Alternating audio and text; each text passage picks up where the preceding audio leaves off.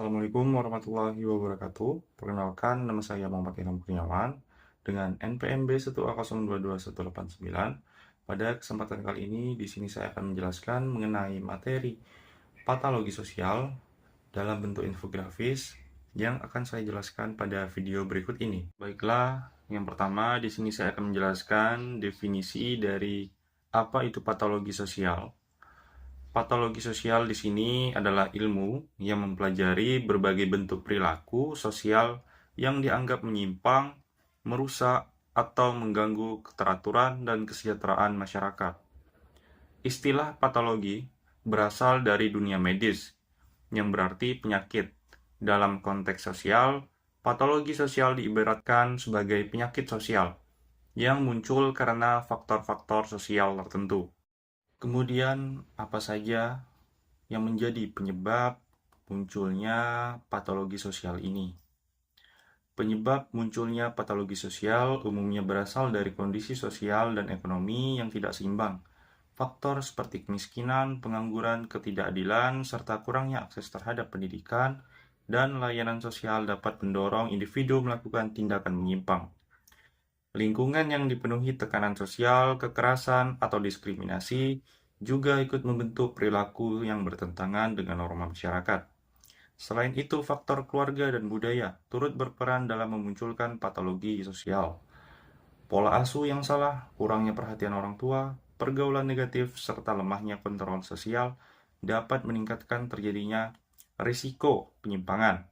Pengaruh teknologi dan media yang tidak terkendali juga dapat memicu perilaku menyimpang, terutama jika nilai-nilai yang ditampilkan bertentangan dengan norma yang berlaku. Kemudian, apa saja dampak negatif pada patologi sosial ini? Patologi sosial juga membawa dampak negatif yang dapat merusak kehidupan individu maupun masyarakat secara luas.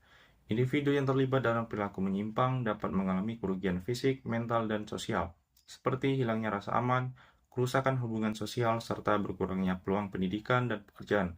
Selain itu juga perilaku menyimpang seperti kriminalitas atau penyalahgunaan narkoba dapat membahayakan keselamatan diri dan orang lain. Di tingkat masyarakat, patologi sosial dapat menurunkan stabilitas dan keharmonisan sosial. Tingginya angka kejahatan, konflik sosial, atau penyalahgunaan zat dapat menciptakan rasa takut, menghambat pembangunan, dan meningkatkan beban pemerintah dalam bidang kesehatan, keamanan, serta penegakan hukum. Jika terus dibiarkan, patologi sosial ini dapat menghambat kemajuan masyarakat dan menurunkan kualitas hidup secara keseluruhan. Kemudian, upaya apa saja yang dapat dilakukan terhadap penanggulangan patologi sosial ini? Upaya penanggulangan patologi sosial dapat dilakukan dengan memperkuat peran keluarga, pendidikan, dan lingkungan sosial. Keluarga perlu memberikan perhatian, bimbingan, serta nilai moral yang kuat agar anggota keluarga tidak mudah terjerumus pada perilaku menyimpang. Sekolah dan lembaga pendidikan juga berperan penting melalui pendidikan karakter, pengawasan, serta kegiatan positif yang membantu membentuk kepribadian yang sehat. Selain itu juga, pemerintah dan masyarakat harus bekerja sama menciptakan lingkungan sosial yang aman dan mendukung. Pemerintah dapat menyediakan lapangan kerja, memperluas akses pendidikan, serta memperkuat penegakan hukum untuk mencegah tindakan penyimpang.